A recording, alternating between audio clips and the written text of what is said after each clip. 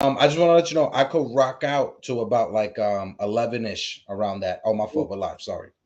perfect, man. What's good? That's good. What's good? Hasn't even started yet. Has There we go. What's going on, everybody? Tonight's a free for all. We're gonna talk about stuff that we've heard this week. Shout out to everybody in the chat.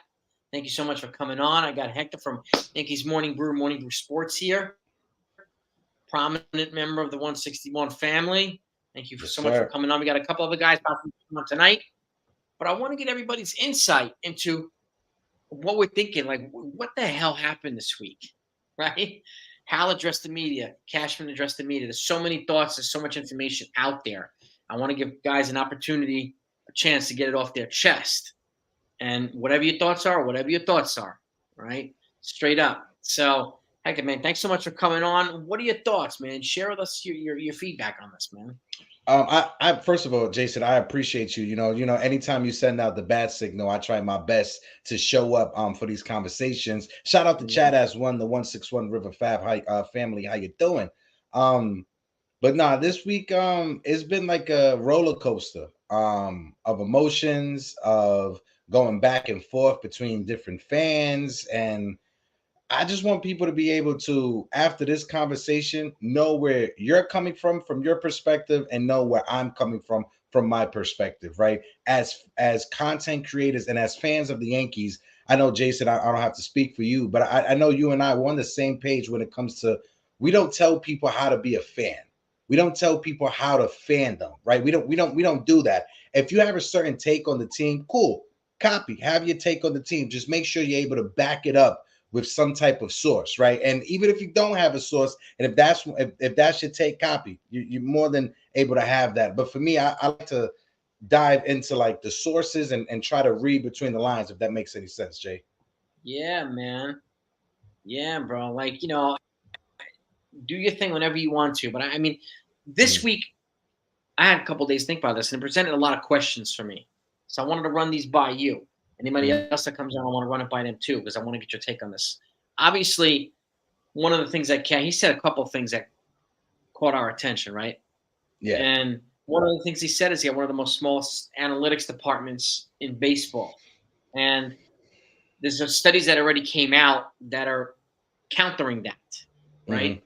And I've already reached out to the head of the company. I've had an active dialogue with him, the guy who's done the study. Yeah. So I'm going to get him on here so we can have a thorough understanding of.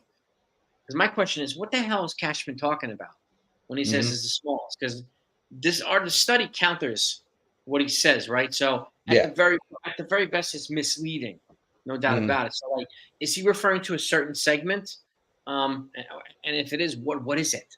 So I don't know what your thoughts are on that. I wanted to ask you what you were thinking about that No, because but first of all, shout out to the guys over at Fireside Yankees for even bringing this news to the conversation, and shout out to them. That's real good work over there. But when you look at the graph, and I know you're referencing the same graph that I got on my phone, when you Mhm. look at it and you read it, it says Major League Baseball R&D, which is research and development of staffing, full-time analysts and engineers as of August 27th, 2023.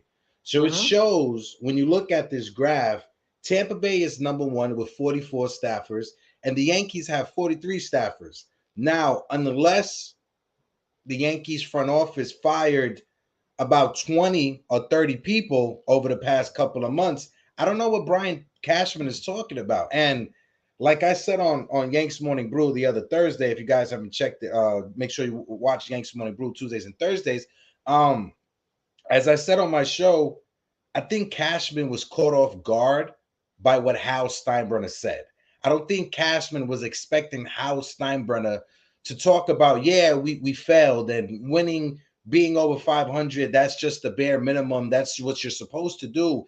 And when referencing Aaron Judge, he kept saying, Judge and I, Judge and I. So I think that threw off Cashman. And you saw in his argumentative defensive stance he had with those reporters, and it kind of looked like a fish out of water, Jason, trying to like grasp for whatever straws he can grasp for. Yeah, and to your point too. I mean, and I've said this before. Hal had a Zoom meeting. Mm-hmm. Cashman was surrounded in his face by all these reporters. So it was a different Yeah. approach, right? Mm-hmm. And they pressed him hard, like they should have, like they Mm-hmm. should have. And Zach Scott, who's the founder of this company that did the studies, I've been having dialogue with him back and forth, and he's giving me some insight. But again, like, and the fact that Hal mentioned Judge just shows how much Judge is in Hal's ear, and probably Cole too. And I don't think Cashman loves that. Even though he said today that he's cool with it, I don't know how cool with that he is, okay? Because the fact of the matter is, what if Hal overrules Cashman, right? And let's just say he listens to Cole and he listens to judges and he makes some moves based on what they want, and the moves work out. Great. Whatever those moves are. Cashman can't take credit for that. Nope. Okay? And I'm critical of Cashman, probably not as much as people want me to be. I give him benefit of the doubt, but in this situation, I can't do that. Okay? And please, Cashman, if you ever see this, don't give me reason to continue to doubt you. Okay? Please. And the rest of us. Because the fact is, not a lot of fans trust what you're doing. I don't even know if Hal trusts what you're doing, because that's probably one reason why Cole and Judge are in his ear so much, more than you are. Yeah. So that just it caught my attention. And when you put what Hal said together, like you said, and what Cashman put together, it doesn't match. It just doesn't match. So, like, what the hell? And to me, that's it. I think he's got to speak to now. NFT's in the house. The equalizer's here. My guy. What's up, guys? Sorry for jumping on late. I just got done teaching class, so I'm here. It's all good, brother. Man. It's get fit, bro. Do what you got to do. We were just talking about, Hal and Cashman, what Hal said versus what Cashman said, and like Hal was talking about how much Judge is in his ear now, right? And I think it did catch Cashman off guard, because obviously the meetings were a different approach. I don't think Cashman was expecting Hal to say that. And so my question is, does Hal actually trust Cashman? Did he strip some power from Cashman maybe? We don't know. But the fact is, Judge is a superstar. Cole's the best pitcher in baseball. These guys, when you want to surround these guys, they deserve to be surrounded by a winning cast. And at the very least, Hal's showing an interest in what his players think. He's getting their input. And to me, that's not a bad thing. It's showing that you actually care without saying it, which he never says. So, what's your take on that, Anthony? What's your take, bro? I'd like the fact that Hal is asking players for their input. I mean, that's what a good owner does. That's what a good, business owner of any business, really, to get input back from their people. How do we improve this team? And as I mentioned this a few times before, Judge was signed by Hal. Hal was the one that made it happen, right? So Judge did not sign a contract to play for a losing team. He wants to win. He wants to get World Series titles. So after this season, Judge made it known that there needs to be changes, and he did put some hints out there as what needs to change. So, your guy that you just signed to 9 years, right? He's going to retire a Yankee. He's going to be a Yankee forever. I think you need to listen to him. It's the same thing with Garrett Cole. These guys, both of these guys go out there day in, day out, and they work their asses off. All right. Cole especially, you see it when he pitches. When he goes out there, he's his goal. His goal is to win. So he's the leader of this team. Go ahead. Huh? He's the vocal leader of this team. He's the bulldog. Oh, absolutely. And Hal, being the owner, I don't think he wants to get his name thrown in the dirt. I don't think he wants people to talk bad about him. I don't think he wants his product that's going out there to be an embarrassment. We unfortunately we were a laughingstock. So, I think I don't know that Hal and Cashman are necessarily on the same page, but it's like kind of what we discussed, Jason. Hopefully, I'm not going to listen to what they say. I'm going to pay attention to what they do in the off season. So that's a big point right there, NFE. Yeah. I can speak louder than words, you guys, and that's what I look for is action. And if this is the theme of this off season and the 2024 season, is the theme for me is do or die, plain and simple. So because if it's another repeat, then next year if we're in the same position, I'm gonna have some things to say. Mm-hmm. And like, let's talk about some of the things that Hal actually said in Cast and Like, Hal stressed the need for one thing and more run manufacturing, right, and all this stuff. Does that mean when he stressed the need to get younger, right, and more athletic? And Cashman stressed the need we need more outfielders, 2 lefties, right? So they've identified need vocally. These that we already know that they already had, Mm-hmm. but now, like you said, you got to put the money where the mouth is. If you don't, your actions will tell you whether you mean what you say or not, right? And are they going to do that? And who represents those needs that they're talking about? There's some Mm-hmm. guys that we're curious about, like Juan Soto's the big guy talked about, Cody Bellinger. And if they don't want to be hamstrung financially for the next decade, then maybe they need to, like, if you get a Juan Soto who's like the big name to get, you have to infuse him with some role players too, right? Because the fact is they need multiple holes. I would love Soto and Yamamoto, and we'll get to Yamamoto, but what are the chances they get both? I don't know. Both of them in themselves, probably not enough to put them over the top. What's your take, Hector?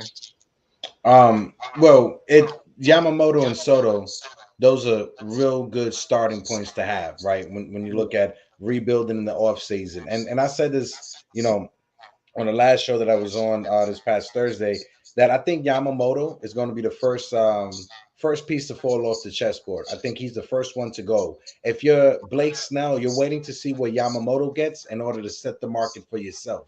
When it comes to Juan Soto, I think the same thing. When it comes to Juan Soto, Scott Boras is going to wait to see what Cody Bellinger gets, and two, what Shohei Ohtani gets. Because like I've been saying for the longest, Jason, you could attest to this. I've been saying Aaron Judge set the market last offseason as the floor.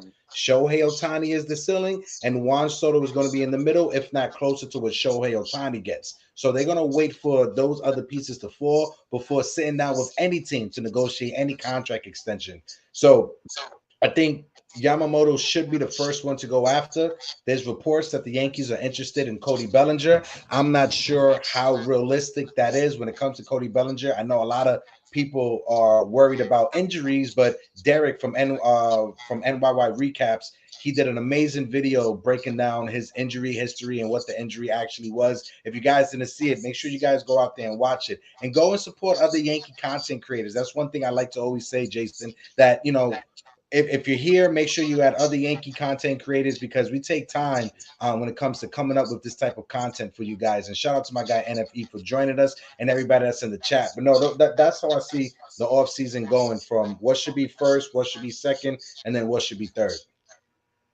NFE, I'm going to turn it to you. Before I do that, I want to thank Texas for the shout out, for the super chat, brother. The Emperor of Texas, right there. Thank you so much. NFE, the floor is yours. Thank you. So I'm with Hector on this. So I think Yamamoto is going to get signed first. I think the Yankees are making him a top priority. I think he's a top priority. They made 2 trips to Japan to go watch him pitch. Yeah.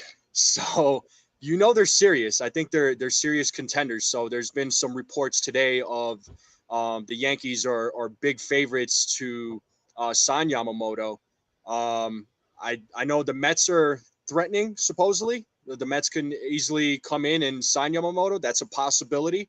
I mean, they very well can do it, especially with Steve Cohen. So I think Yamamoto is going to be a priority. Are they going to look into Soto? They're definitely going to look into Soto. I do not think Soto is going to be a Padre at the beginning of this season. I do not think that.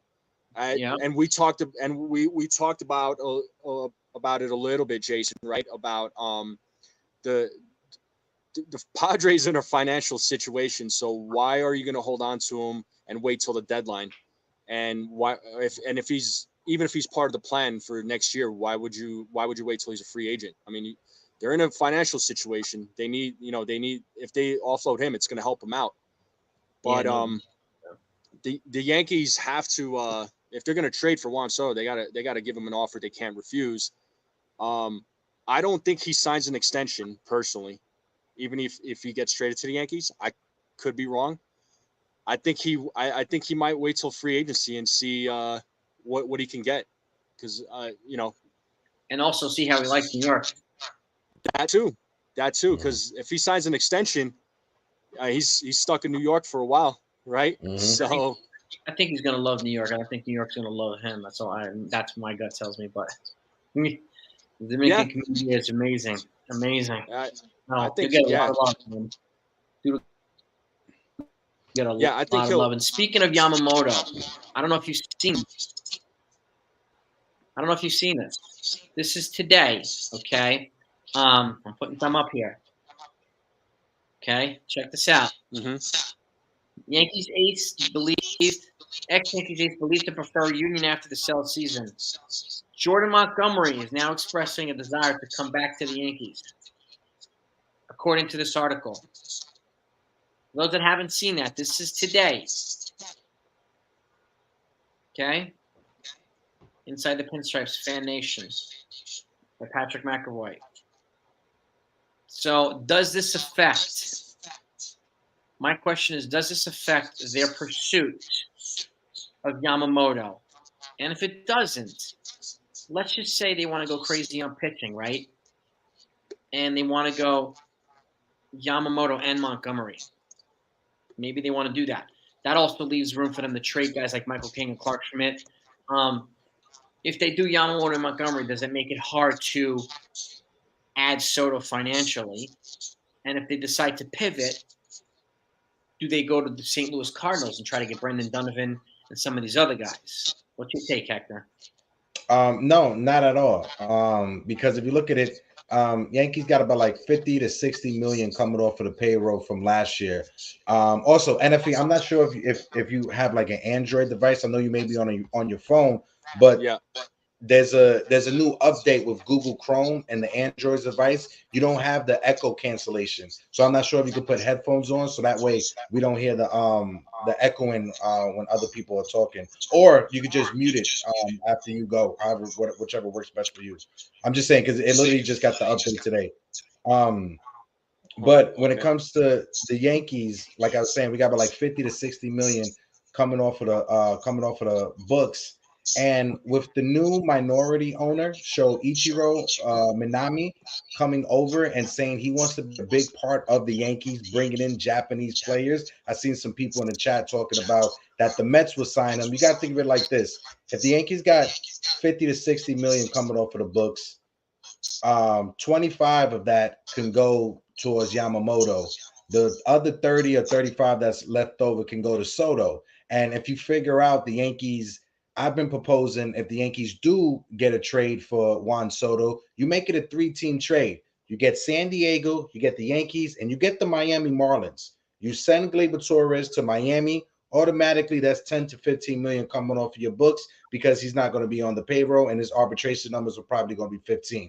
You send Gleyber Torres over to Miami. Whatever pitching you get from Miami, you package that with whatever prospects you're going to put together and send that to San Diego for Juan Soto. You bring back Juan Soto, you eat Jake Cronenworth's contract, moving Jake Cronenworth from first base to his original position, second base. Now you got a second baseman in Cronenworth, or if you want to put Peraza there, you can put Peraza there. But that's a way that, one, you ship Gleyber Torres to another team, get whatever assets from Miami, get Gleyber's money off of your books, send that to San Diego on top of whatever prospects you're going to put together for San Diego. NFE, what's your take, man? What's your take, brother? You froze? Oh, there you go. Yeah, no, I unmuted my mic, so all good.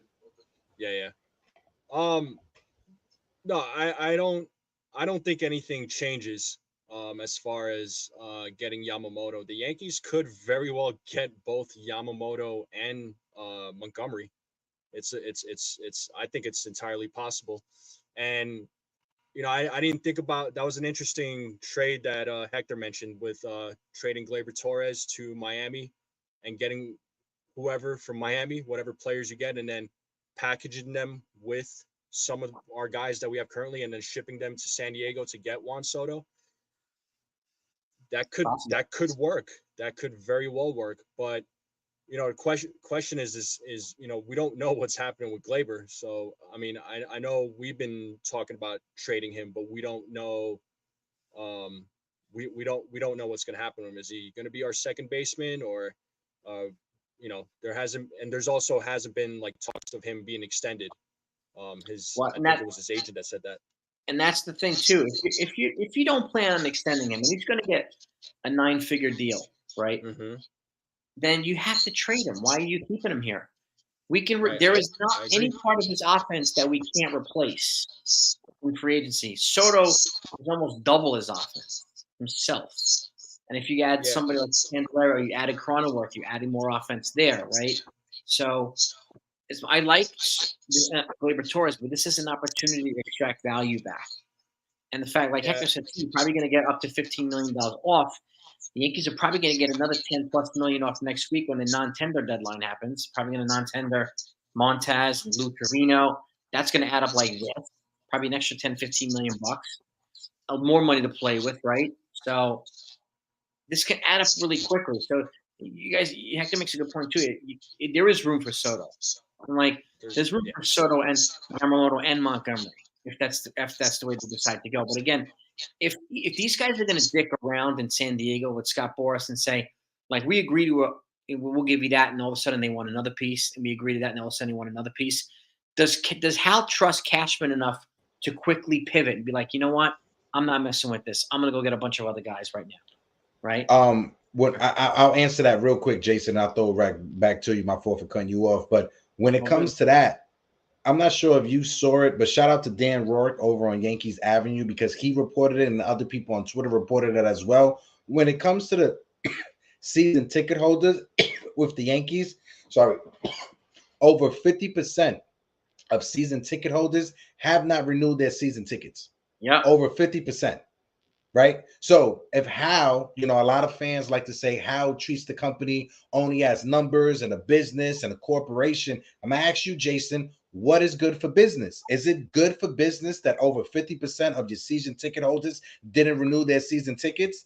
That's not good for business. So you got to entice them to want to renew their package. Whoever is the advisor that's handling it, you have to call up your guys, try to convince them to renew their season tickets. The perfect way you do that, if you mail them a pamphlet that has Yamamoto and Juan Soto on it, you do that, guarantee you people will start renewing their season tickets. I know I would if I had the money. And that's the difference between saying and doing, right? The Yankees do that. They can put that on a pamphlet. Here are your 2 new Yankees. You can come and watch play anytime you want. Mm-hmm. You got to make sure the Yankees first. You got to actually do this and make them freaking Yankees.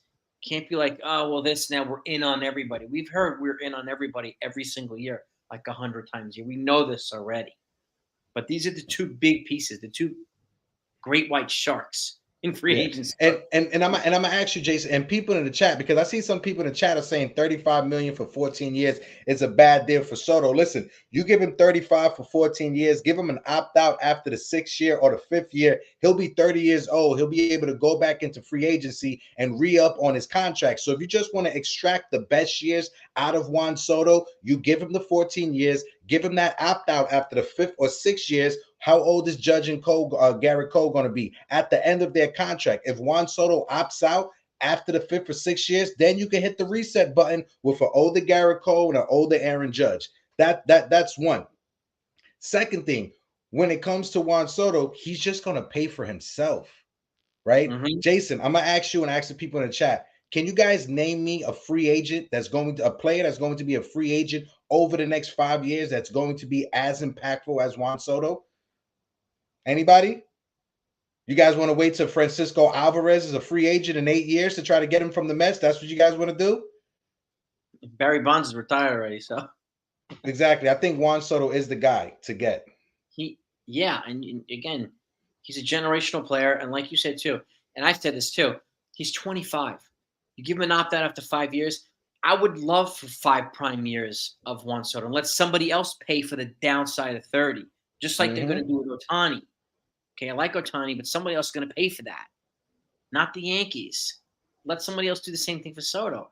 I'll take 5 prime years of Soto for anything, and then moving on, right? And JJ in the chat, Juan Soto's track record and Carlos Rodon's track record about being healthy. Carlos Rodon, Jason, we know we knew signing Carlos Rodon. That was a gamble when it comes to injuries. Juan Soto, he's never had a freakish injury. He's never been on the IL multiple times of the season in his career. When it comes to the amount of games he's played, he's probably played 140 to 150 games every season, minus the pandemic season.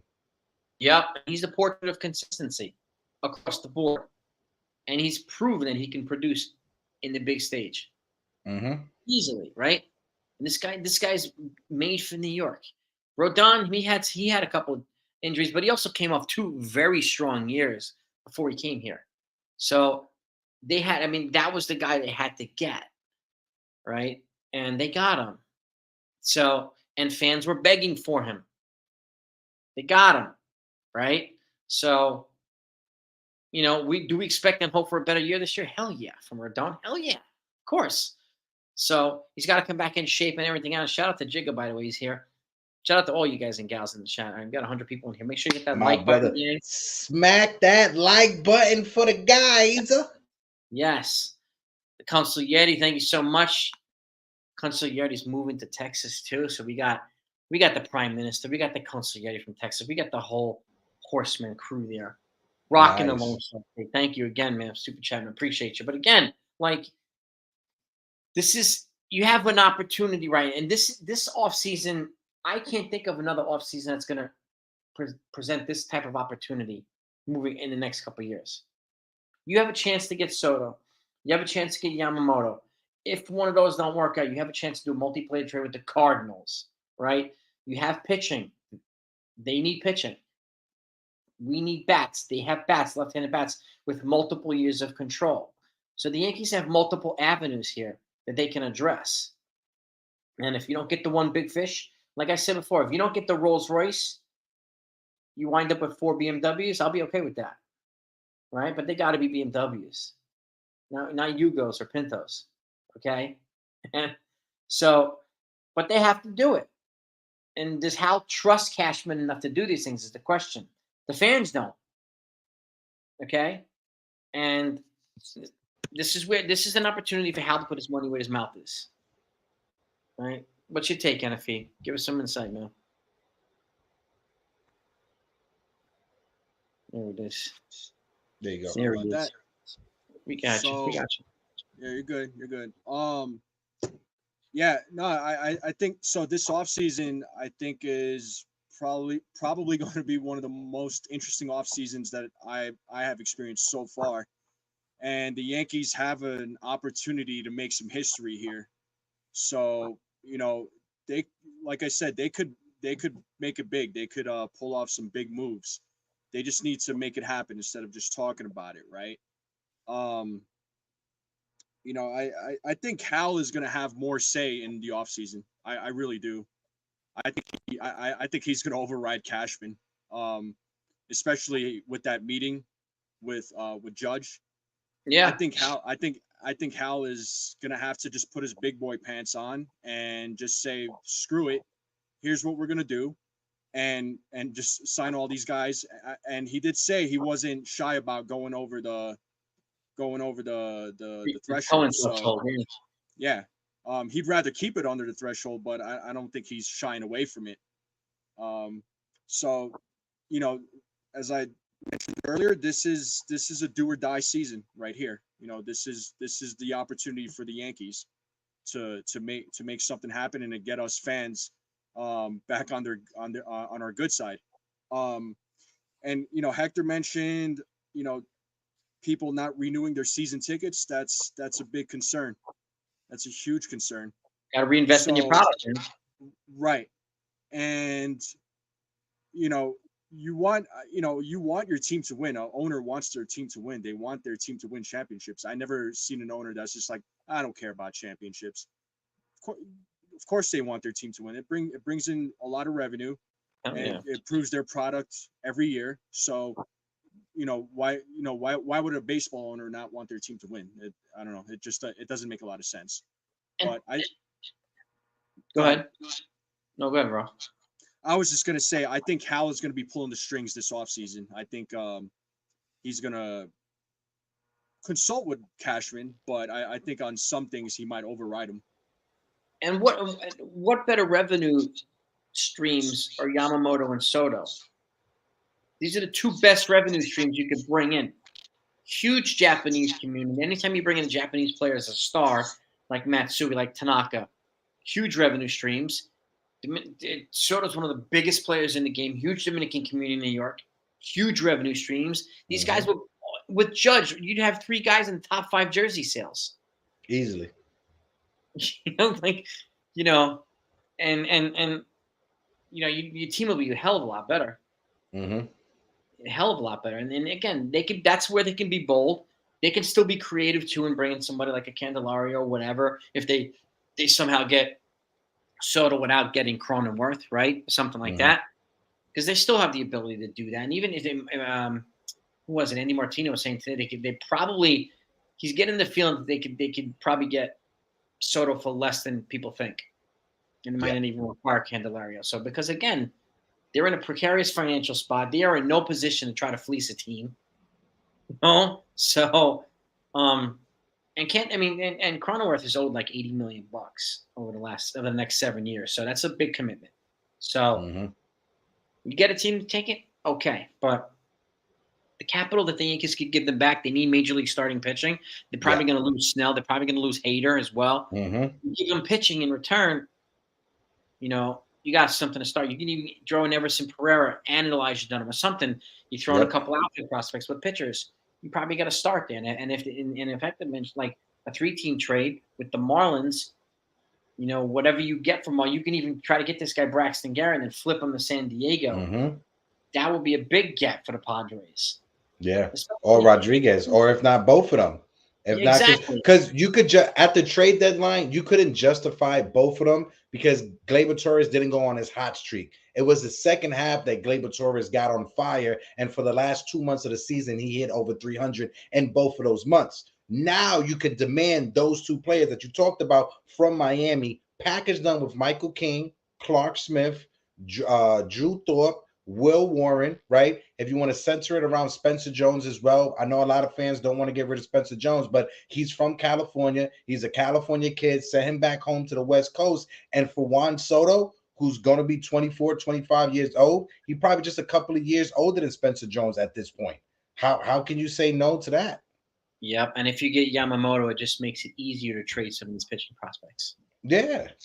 If you have a starting rotation of Garrett Cole, Yamamoto, Carlos Rodon, Nestor Cortez, and most likely Frankie Montas, because those are the rumors the Yankees would bring back Frankie Montas. You still have Randy Vasquez, Johnny Brito, Luis Hill. If anybody goes down, you still got depth in the minor league system when it comes to the 3 names that I just mentioned, and Chase Hampton. Yeah. Yamamoto, like you said, too, because I think you're right. He's this big domino that everybody's waiting to fall, and they're trying to figure out where the hell he's going to fall to. Okay? He's got to come out guns blazing, aggressive. Yeah.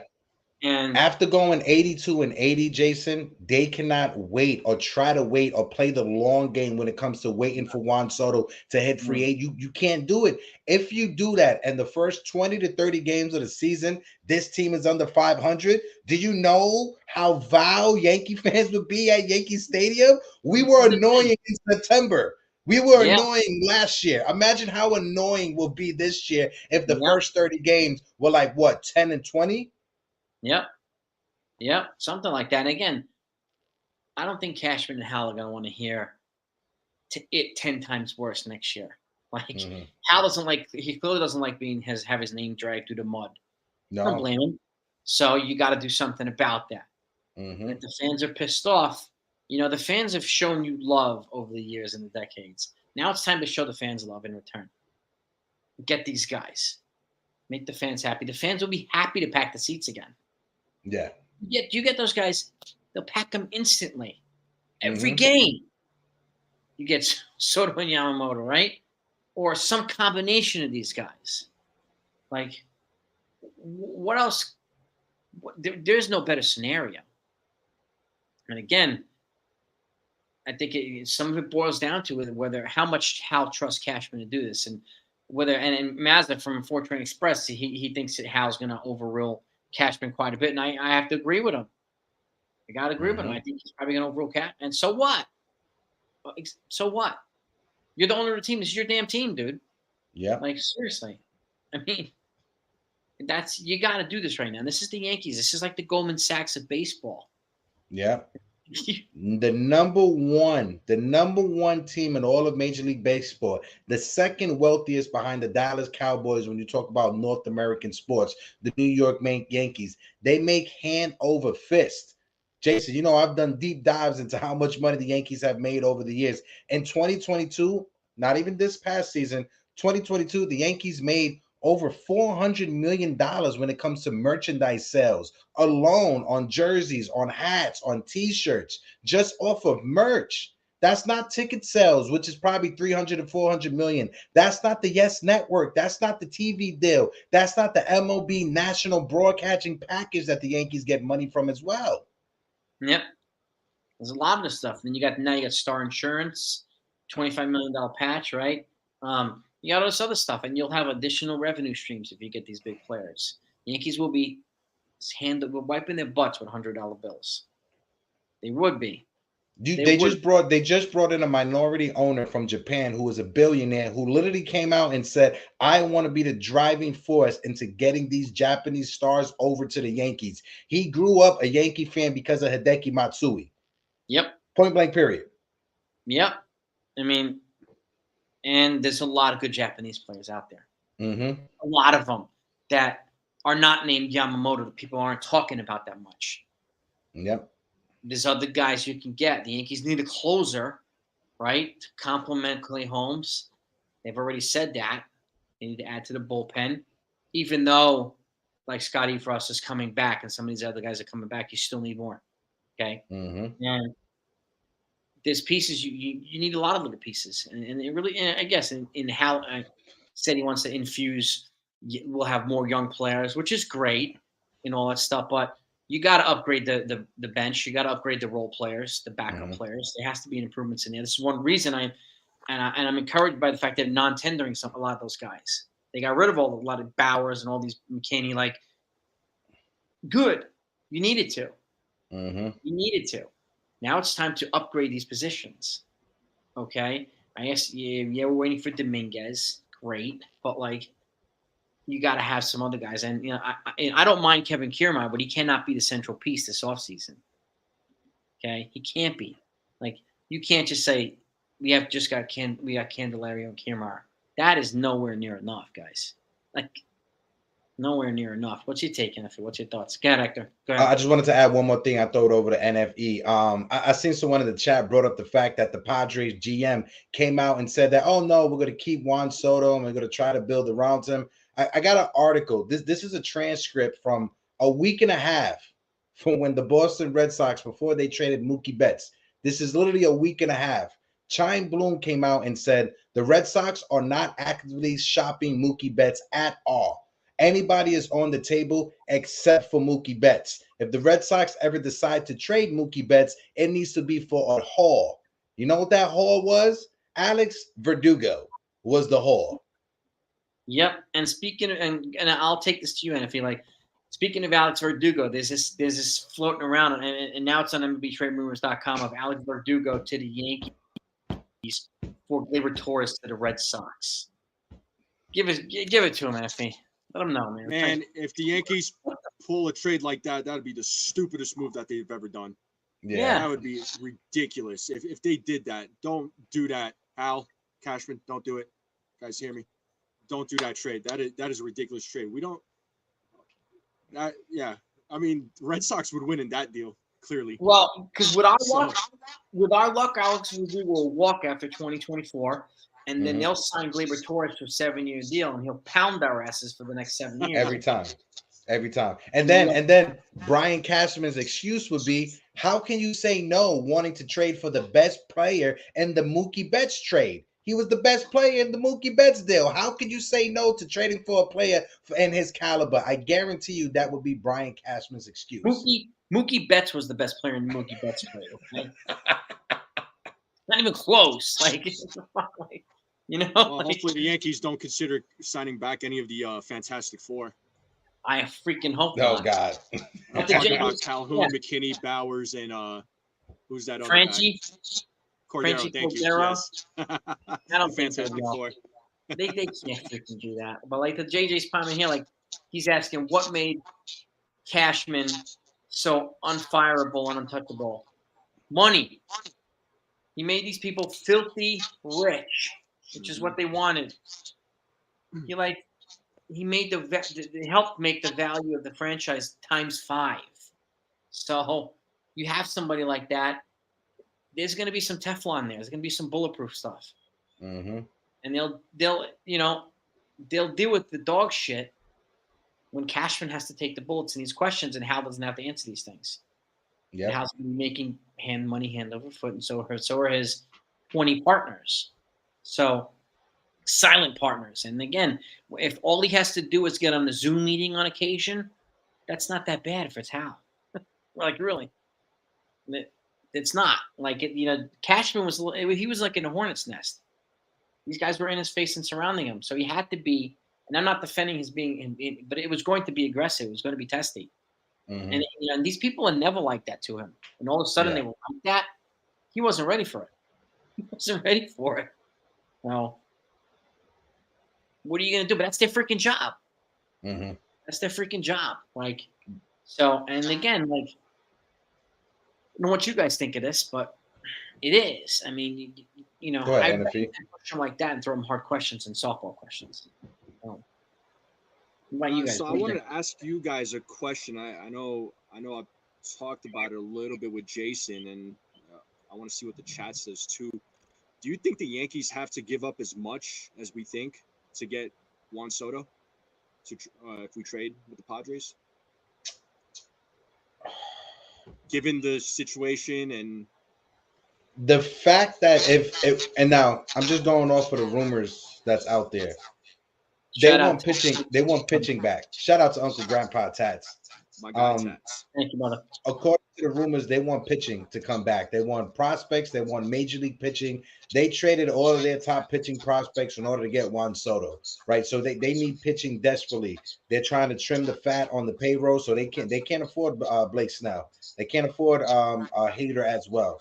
So they want pitching to come back. So that's why I said Michael King, Clark Smith, 2 out of the 3 of our young pitching prospects. Send Gleyber to Miami for whatever you get back. If not, both of those pitchers from Miami. Package that with Spencer Jones. Send his ass over to San Diego. And we still get to keep the Martian. We still get to keep Anthony Volpe. We still get to keep Austin Wells, our position players. Yeah, we may have given up a lot of our pitching prospects, but we can still have pitching prospects in the minor leagues as depth, just in case if anybody gets injured at the major league level. And look what you get. Look what you get. You get Juan Soto. Oh yeah, I'm not complaining about Juan Soto. I'm all for getting Juan Soto. I guess it was just more or less like, do you guys think we have to give up as much? So, but I will say this too. Giving up that much pitching, this is where I I'll give Brian Cashman some credit. He is good about finding pitchers for the bullpen. Relievers, yeah. Yeah. He does a good job. He does a good job with that. I mean, there's other areas that are questionable, but he can definitely find some arms. And NFP, I just wanted to add, all those pitches that I just named, it doesn't have to be all of them. It could be maybe 3 of them. It could maybe 4 of them. I named off like 7 pitchers possibly, right? And I know you're probably like, wow, goddamn, that's like 8, 9 people. But no, it doesn't have to be. It doesn't have to be all of them. But those are the top end pitching that we could pull in the pool and tell San Diego, okay, 2 major league ready. You got Michael King and Clark Smith. Now, out of the other 2 that come from Miami, you got to pick what you want and the prospects. It's just giving them options to choose from. Okay, that makes more sense because what I had in my mind was giving up, 3 or 4 pitchers and then giving them an outfielder like a Everson Pereira, maybe a Spencer Jones. I don't want to see Spencer Jones go, but if that's what it takes to get Juan Soto. Yeah, and I think keeping in mind too that you're only guaranteed to get 1 year of Soto.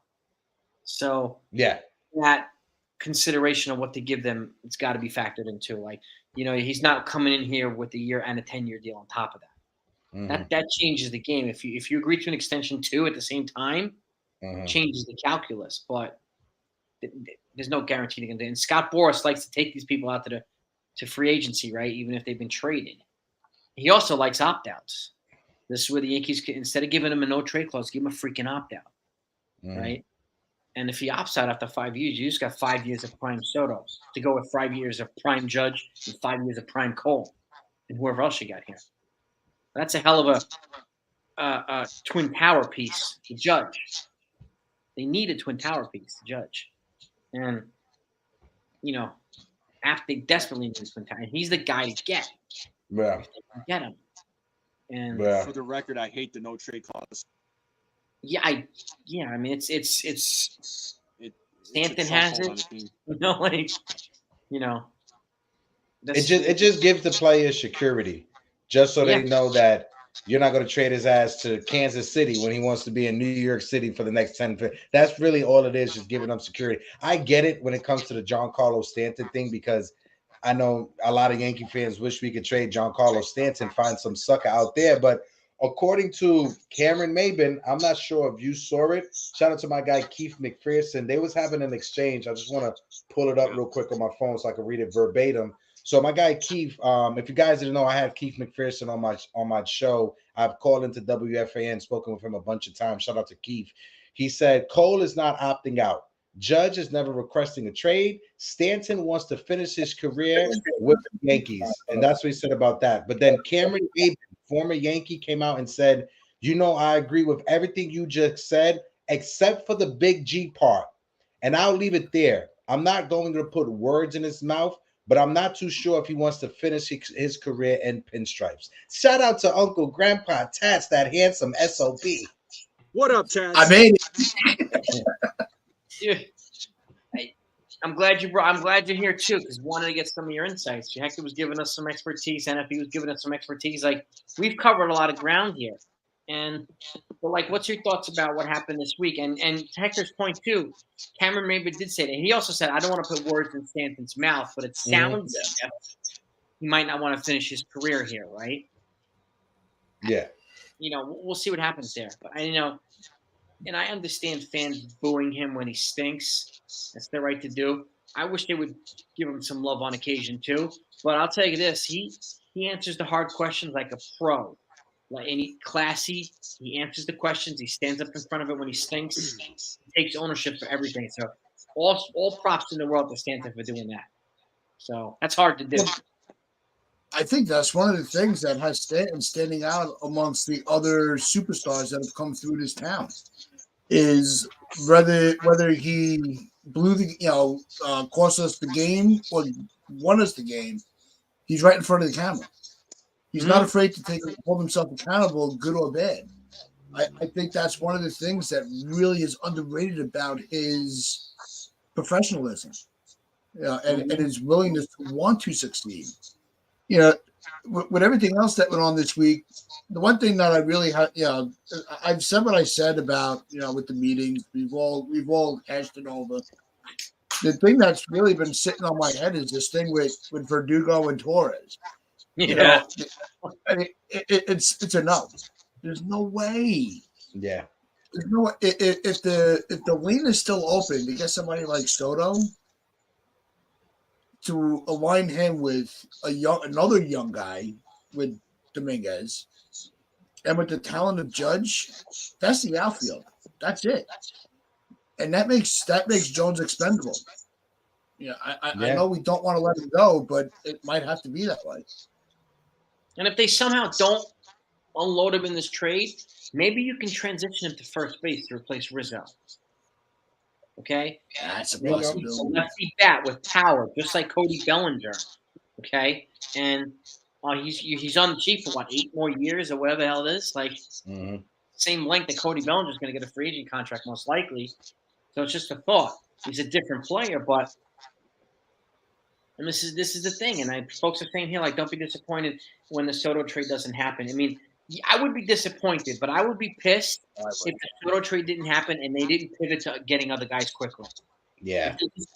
If they did nothing, that's when I think we'd be pissed. And we'd have a right to be pissed. Supremely pissed, right? Tats, what's your take on that? No. If if the window's there to get him, Yeah. and they pass it up, oh, I'm pissed. I wanted him 2.5 years ago from Washington. Yeah. I was screaming. You know, unfortunately, Washington wasn't as enthusiastic about the prospects as some other teams may be, or how enthusiastic we are about them. You know, that's just the business. There's nothing you can do about it. It's over with. Yeah. But that was the time to really make the push to get him. And they offered. Yeah. But a window on a guy like Soto doesn't open too often. If it's opening again, we can't have the conversation next year on our shows where Soto's the next Harper that was passed up on, the Machado that was passed up on, the Cliff Lee that was passed up on, Miguel Cabrera, like Hector brought up, like he was passed up on. Exactly. That trend's got to stop. Yeah, no more of that. You don't have to give up Dominguez now. You don't have to give up Volpe now. You don't have to give up any of these guys. Mm-hmm. Any of these guys. You keep these guys and add Soto to them. Yeah. I want to ask you guys. No. Real quick, Tats, because I got to get off within the next like 10, 15 minutes. But I want to ask you guys, when it comes to Cody Bellinger, right? I understand the injury concerns, right? I do understand that. Trust me, I get that. But I would like Cashman and Hal, I should say Hal, not Cashman. I would like Hal to get creative when it comes to Cody Bellinger. If the market for Cody Bellinger is 20 to 25 million over the next 8 years, you tell Scott Boras, listen, I will guarantee you 30 million per season for the next 2 years. He can opt back into free agency at the age of 30, show people that he can have 3 straight years of being healthy. He'll get more money at the age of 30 than he will get right now because of those injuries concerns. Only if teams are offering him 20 to 25 million. That's what I'm saying. You could come in, be creative. Like, listen, I will guarantee you 30 to 35 million over the next 2 years, right? If you want that third year to be a player option, throw it on there. Let it be a player option. So you got a 3-year deal on the table. After the 2 years of being healthy, opt out of that contract, go back into free agency, and you'll get more money, showing teams that you then had 3 straight seasons of being healthy and playing more than 140 games. Mm-hmm. He will have to gamble on himself. He can either take the sure thing for 8 years at 20 to 25 million, or like I said, go back into free agency, and then you can make 30 million over the next 8 years. Yeah. I like the idea of giving him the window to go back into free agency. I do like that. Mm-hmm. You know, I was even thinking doing the same thing. Yeah. Yep. I'm tired of, you know, especially Bellinger gives me that Ellsbury vibe. You know, and you know, I had him in my top 5 for the free agents that I want on the Yankees. Mm-hmm. And like almost immediately I saw, you know, now the wheels start turning and I'm thinking a little bit deeper into the dive. And I'm starting to kind of back away from wanting Bellinger on the Yankees.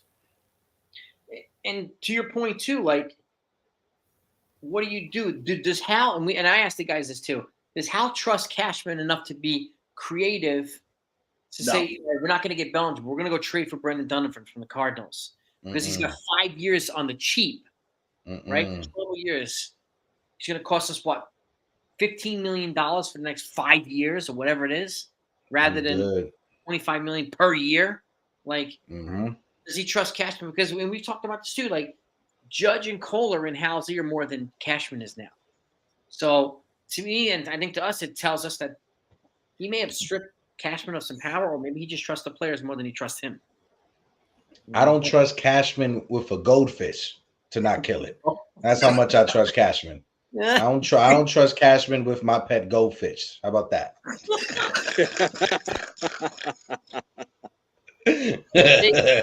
JJ's saying that Steve Cohen's willing to pay. I haven't seen this. I don't know if you guys. I haven't seen that either. $50 million. I don't know about that. I've never seen it. I can't see. One, pitchers, they don't get long-term contracts like that anymore. They cap out at 6, maybe 8 years when it comes to pitchers, right?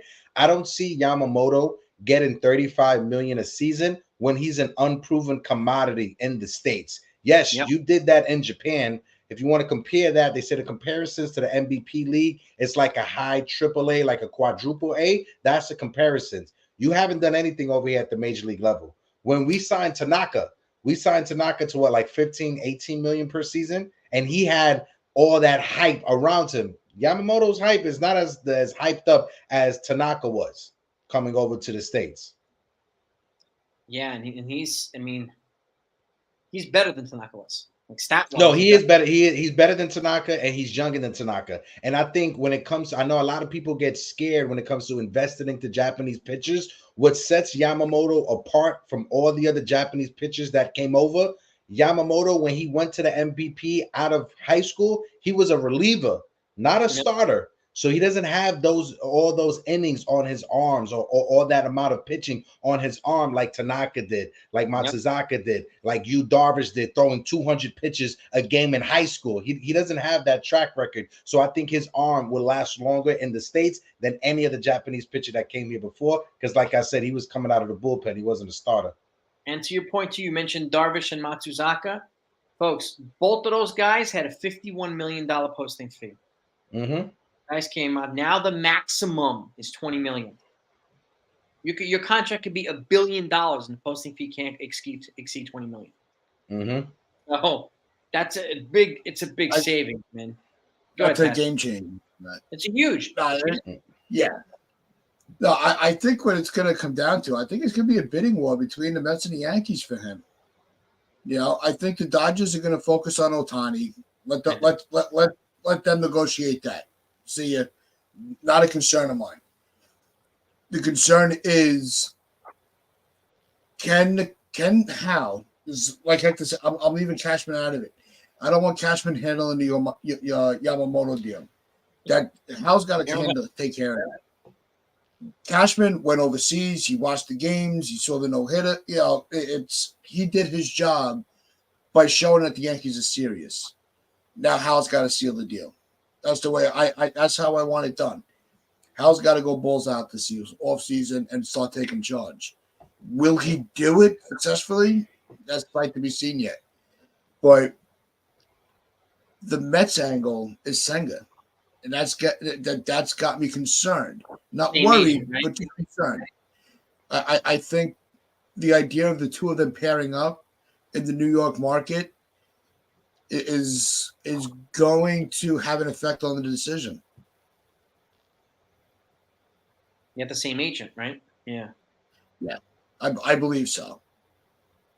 Yeah, I mean, yeah, and I'll say this, but again, this might fall on deaf ears, but if you're gonna come to New York, the biggest market is the Bronx, not Queens.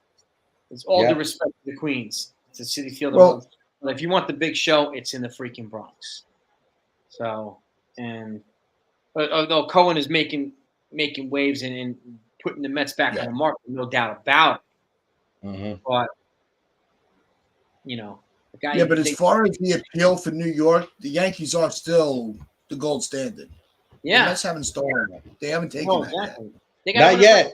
Not yet. Steve Cohen is turning that area over there in City Field into an amusement park right now. An article just came out. I'm gonna read it out. They're gonna have a casino over there. They're gonna have a parking area, a food court. I'm gonna read it out right now. Hold on. $8 billion development.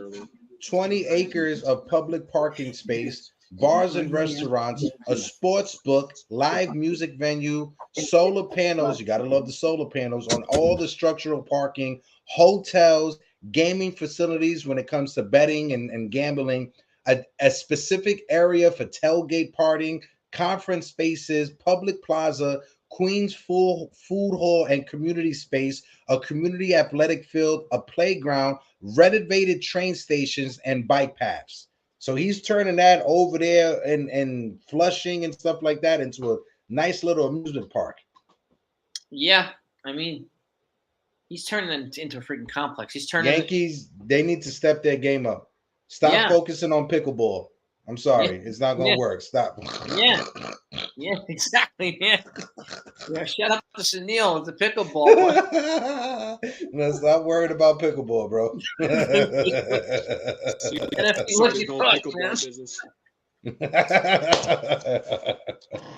Oh shoot! Get sponsored by the Yankees or something. I don't know. Yeah, clown NFE. Damn. I'm Oh, sorry, man. I couldn't help it.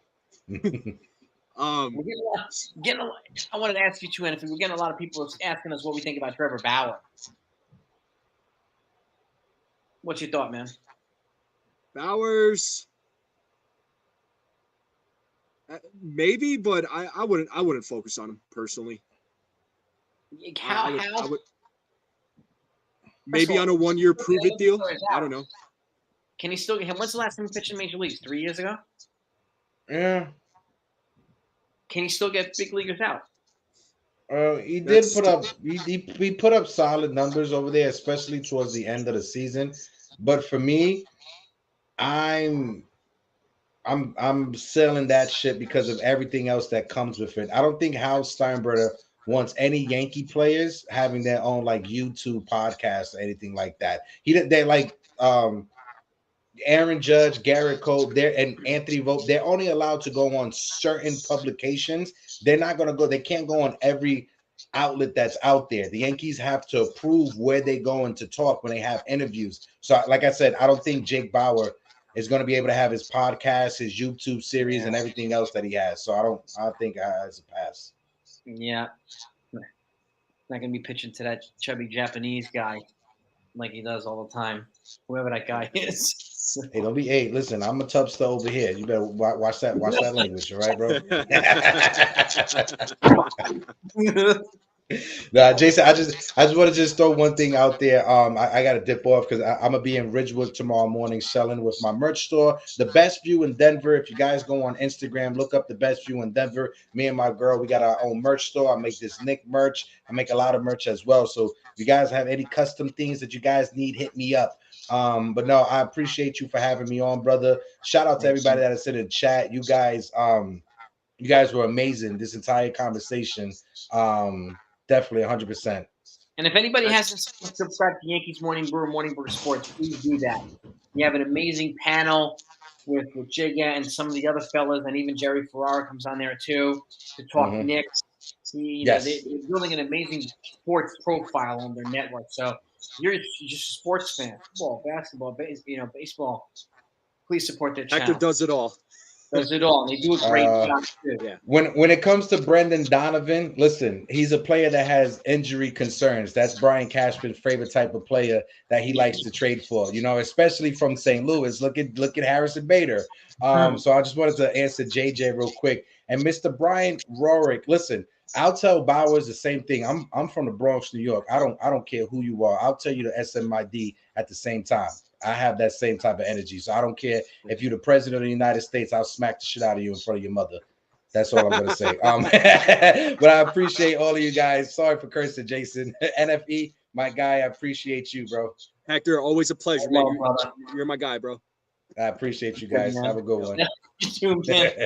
Later. Thank you so much for coming on, man, and talking and taking the time with us. And if you have any closing, like other people saying no Donovan, Teoscar Hernandez, like I would, Brendan Donovan, he's coming off an injury, but he's got 4 controllable years on the cheap. Okay, he's already well known as a high on base percentage, low strikeout guy, which is exactly who Juan Soto is. He doesn't have the power that Juan Soto is, but if the Yankees want a leadoff hitter, Brendan Donovan represents that. If they don't want to spend to get somebody like Jung-Hoo Lee from South Korea, who I think will be a good fit too, Brendan Donovan represents a fit. Okay? And the Cardinals need pitching. And Donovan's not going to cost as much as Juan Soto. So the question is Soto, is Cashman creative enough to pivot to somebody like Donovan if Soto doesn't happen? We don't know, and still remains to be seen. Right? And like NFE and I talk about, like, we'll reserve judgment. What he says is one thing, what he does is another. Same applies to him. Same applies to all of us. Okay?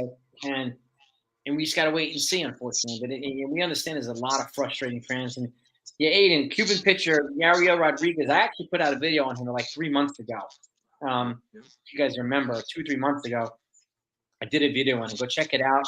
Kind of profiled him, broke him down. So if you want a little more intel on that, I do have videos. I had it added out on him a couple months ago. So, but he's another guy. He's Cuban. He played in Japan. He's another guy that they could bring in as a reliever too. He's a righty, but he has a good pitching profile, good repertoire, and he's probably not going to cost none of these guys are going to cost what Josh Hader's going to cost.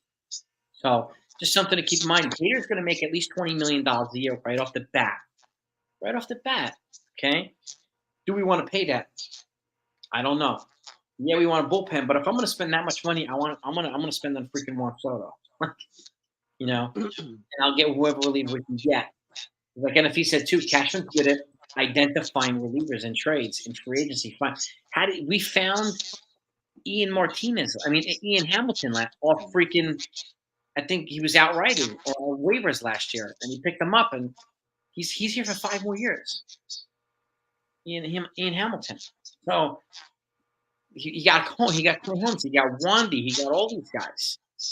So this is the one area I think they're most confident in Brian Cashman. Relief pitching. So I don't really worry about him in that regard. So I think they'll be fine there.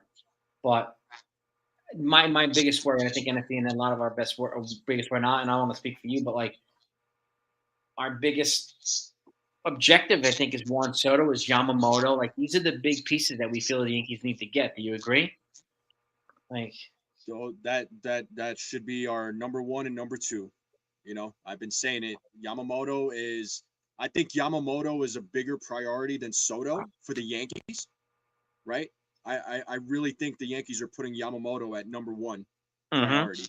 Mm-hmm. And, Soto is number 2, but you could flip them both too. At this point, I would put them as equal priority. The Yankees need to go after these guys. I mean, there's really no reason why they can't. I think they could sign Yamamoto to a $200 million 8-year contract, which would put him. I think that puts him at $25 million. 25 per. And again, 25 per. He's 25, and we've even talked about throwing opt-out 5 years into his deal too. Mm-hmm.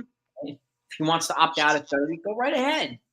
We just got 5 years of it, so I'll take it, right? And he's only going to cost money. If he opts out, we no longer have to pay money for him. So it's and worth. It shouldn't. Go ahead. No, real quick. I was just going to say it shouldn't stop at Yamamoto and Soto. No, they have. Right. They gotta build a team. They have to build a team. The team needs to be this unit of like getting on base and getting home runs, scoring the runners on base. It can't be just a home run and nothing. Like they gotta hit it on all cylinders. They have to focus on a lot of areas, not just home run and nothing. This is 2 players. They have like 5 or 6 holes that they need to fill credibly, right? I can't cut Yamamoto into 3 pieces. Can't cut Soto into 3 pieces and expect them to fill all the holes. So we need more guys. This is why we talk about Candelaria. We talk about Kiermaier. Like Cashman said, he wants to get 2 outfielders, preferably left-handed. Well, if Soto's one of them, who's the other? I don't know. So, and if you move Flores for whatever. Whether it's in a trade for Soto or for somewhere else for relief pitching, we talked about the White Sox. I talked about the Garden, like some teams, Seattle, whoever. If you move him for that and you move Peraza to second, if you keep Peraza, then is DJ going to play third? And if he doesn't play third, who are you going to bring in? Candelario? Like, what's the deal? Like Brendan Donovan, at the very least, he plays infield and outfield, so he could do both. So this is where Cashman, I think, needs to be creative, man. I mean, and go ahead. Mazza, and shout out to Mazza. He put in that trade proposal with the White Sox. Dude, that was awesome. Awesome. I'm going to pull this up. Yeah. Mazza from Fortune Express, okay? And he's also part of the Pinstripe Chronicle family, too, over there. He proposed a couple of trades. He proposed Gleyber Torres and prospects to the White Sox for Garrett Crochet, who's a 24-year-old left-handed reliever. okay, with 3 years of control. All of his arbitration years are ahead of him. And that's exactly the type of player that the Yankees need. And that's the type of value that you want to get for a Gleyber Torres, right? You might have to add a prospect with Torres. Fine. Because the fact is, again, if we're not going to re-sign Torres, then let's get him some value for him, please. And he also proposed. Let me see if I can pull this up too. He pulled up another one where it's, and I'm trying to find it. It's Garrett. It's Gleyber Torres. God, we had a long text right here. It was Gleyber Torres. Oh, here it is. Johnny Brito, Yoendris Gomez, Randy Vasquez, and Trey Sweeney to the White Sox for Garrett Crochet and right-handed pitcher, starting pitcher Dylan Cease, who's got 2 more years of control. That's a blockbuster trade. So, like, yeah, we're getting some echoes here. I don't know where it's coming from. Sorry, guys. But, like, that's the type of trade we need them to make. That addresses 2 holes. You get a reliever and a starter, right? You move Torres and a bunch of prospects that they're likely not going to play anyway. Trey Sweeney's blocked at shortstop. Got some other good, Johnny Brito, Yoendris Gomez, Randy Vasquez. Okay, but none of them are Drew Thorpe, Chase Hampton, Will Warren, Clayton Beater. Like, none of them are those guys. So we have enough depth to facilitate these types of trades. The question is, does Cashman have the creativity and the balls to do it? So I think that's the question that Cashman needs to answer this offseason. He really does. This is where I'm saying I think Hal is going to have to overrule him, man, and he's going to have to put his big boy pants on and start saying, here's who we need to get, and we need to do it right now. I don't know if Cashman is man, I don't want to talk bad about him, but he's making it hard. He's making it hard, and he's got Minaya and Sabian with him, so you have to wonder, what kind of role they're going to play also. So yeah, and to be fair to Cashman, like, I get critical of him, but I'm clearly not critical of him enough for a lot of people. And I've given him the benefit of the doubt more often than people would like me to the point where people think I'm a Cashman shill or Cashman defender and blah, blah, blah. But you're giving me and a lot of us a reason to doubt you, to not want to give you the benefit of the doubt now. I'm asking you to please not do that. Because I'm not going to come out here and just trash you. I don't do that to anybody. Okay? To me, it's unprofessional. It's juvenile. There's no need for it. And again, like, that type of stuff shouldn't be done on screen anyway. That should be, if you're going to do that, do it to somebody's face. Right? Period. But this is, if you want to get back on the fans' good graces, you have the opportunity to do that this offseason. And we need you to take advantage of this opportunity.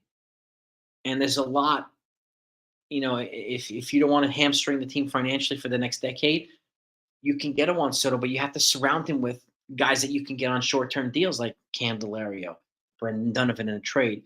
These guys aren't going to hamstring the team for the next decade, right? But they'll still fill the needs.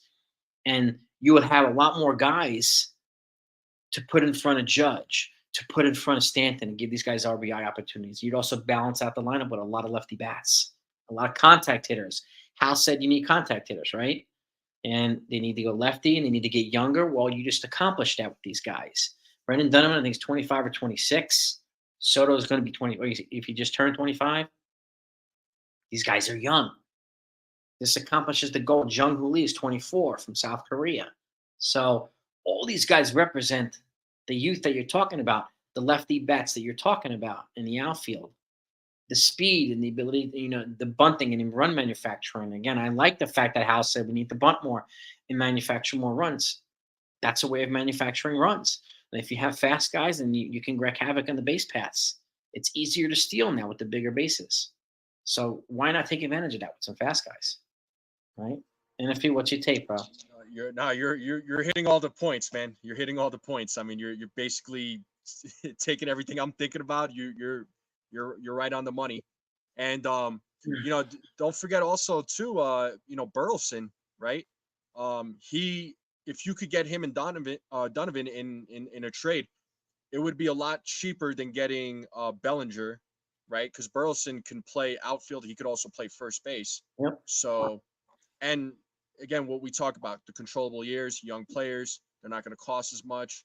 So, there is that factor. And to your point, yeah. to your point, Burleson was a rookie last year, just like Anthony Volpe. Brandon Dunham was only a second-year guy. He still has another year of pre-arb and 3 years of arb. Okay, 4 years before free agency on the cheap. Burleson's got 2 more years of pre-arb and 3 years of arb before he is free. He's got 5 years of control. And like you said, too, you can essentially replicate. And yes, he got injured a little bit last year, Alec Burleson, but he was a rookie. And in a small sample size, and even Brendan Donovan, his WAR was higher than Gleyber Torres was. Okay, so, there are ways, and I asked this, and I asked people, what part, I like Torres, but what part of his offense can we not replace? We're not having to replace 40 home runs and 120 RBIs and 400 on base. We're not having to replace a Juan Soto or an Aaron Judge. Like Gleyber Torres, yes, and I understand he was the second best hitter on the weak team. Yes, I get that. And that's true. But what part of his offense can we not replace? Candelario has similar stats as Torres. He'll probably cost probably half the price. So these are things that have to be factored in.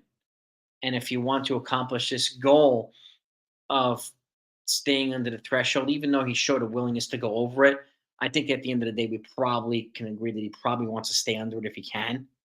Fine. Well, how do you do that? This is where the creativity, like you said, comes in. This is where it comes in. And this is where we're going to need Hal to step up as the owner and take, input from Judge. And I don't think it's a bad thing, taking input from Judge or Cole. These are your star players, your franchise player, and they deserve to be surrounded by a good supporting cast. And you want to make more money, and it's clear you do. The deeper you go into the playoffs, the more successful you are in New York, the more profitable you're going to become. The more money you're going to bring into your franchise. And if you bring in guys like the Soto and Yamamoto, that's just helping the cause. So why not? Okay, why not? So, what's your final thought, LP? What's your final thoughts on that? My final thought is, how I began saying in this chat or on this live stream. This offseason is a do or die offseason. The 2024 offseason is a do or not offseason, but the 2024 season, is a do or die season. The Yankees are in a great spot to make things happen, to sign players that are going to help this team win, right? It doesn't always mean that they have to go over the threshold to win a World Series, right? They can very well do it. They just have to be smart about who they get. And it can't just be these like B grade or C grade players. They have to be top notch. It can't be these temporary players where you just plug them in here and there. This is their opportunity. This is their opportunity. And I know a lot of people were giving Hal a hard time about we need to bunt more, or that's what we're being told. I'm trying to read in between the lines. Maybe it was his way of saying we need to go back to the fundamentals of the game. Not a bad thing. It's not a bad thing. I'm all about the fundamentals, man. So yeah, my closing statement is this is do or die. Do or die, yeah, man. And this is it. You're gonna get bunting, and you're gonna do more bunting. You gotta get guys that are faster. Yeah, and go ahead. I was gonna say next year I don't want to be in this spot right here, right now, like talking with you and being like, oh well, it was another bad season, because at that point I'm not gonna hold back my comments. And you shouldn't either. Yeah. And I'll leave you guys and gals with this. For those of you who haven't seen, 2 pieces of news today. One, they lost Andres Chaparro to free agency today. He's a free agent. Andres Chaparro, right-handed infield slugger, and which kind of stinks. I wish he'd had gotten an opportunity, but unfortunately, that didn't happen. So best of luck to him. I was lucky enough to be on a panel to interview him last year, and he was fantastic. And I actually interviewed Tyler Hardman, Yankee stud infield prospect, this morning. Oh, So, that's awesome. Nice. And I will attach that video tomorrow. And shout out to Nathan Ramachandra for getting me on board on that panel to interview him. He was really cool. He's a cool guy. Yeah, and he is. And for those that haven't heard, I put out an article in the beginning of this live stream for those that got in late. Jordan Montgomery is expressing a preference to come back to the Yankees. I'll also attach that article in tomorrow morning's video, so you can see for yourself. You can read it, and let me know what you think. So just keep in mind, Jason, that was said by John Heyman. So Heyman, that's right. Who said what? Well, Arson Judge. He sent Judge to the Giants before it actually happened. When it didn't happen, so take it with its fault. Yeah, so it might not be Jordan Montgomery. It might be Montgomery Jordan. It could be. Just to throw it out there. Yeah. It could be. Or it could be Jethro Montgomery. We don't know. Jordan's cousin. Pippin Montgomery. Exactly. Dang. And I want to thank you all for coming on. Jonathan will be the next. In a couple of weeks. We'll have the next open panel. We had one last week, so it'll be in another couple of weeks. But I want to thank you all for coming on, listening to us, giving us your feedback and your insight. And if you want to thank you so much for coming on too, giving us your insight too. You're always welcome on here. Your family, bro. And I'm looking forward to hearing all of your points and views moving forward. And hopefully we can have more of these live streams and celebrate some freaking good moves that the Yankees make. So let's hope that they make some good moves, because the live streams will be a heck of a lot more fun seeing a bunch of happy people. Yeah, so, no doubt. And like Texas, like Consigliere, all these guys, Aiden, you want to hear some excited people, see some excited people. Where it's so much better when you guys are excited and happy. Love to have you regardless, but we'd love to have you more when you're happy, because you're happy. So, absolutely. And Yankees got to give us a reason to be excited and happy. So, sure. But thank you so much for coming on, gang. Have a great weekend. Be safe. Peace and love to all of you, NFE. Brother, always a pleasure. Peace and love to you too, my man. Yeah. Thanks for having me on, man. Thanks for the link, bro. Thanks for giving me this platform to talk. I have a fun time doing it. It's a pleasure. So I appreciate what you do, man. And guys, like and subscribe. Let's grow this if you channel. haven't done that, please do. Come join the 161 family. Jonathan, I saw your message. Live stream the winter meetings. We will live stream every day during the winter meetings. Every day. I want to keep you guys and this is why, if you subscribe, hit the notification button. That way you go to the front of the line to get the content when it comes in, the breaking news when it comes in. I want you at the front of the line. So thank you so much, Soha, Aiden, Soto, Trey, tomorrow. Wouldn't that be freaking awesome? So, but thank you so much. Peace and love, gang. Have a great night, and I'll see y'all next time.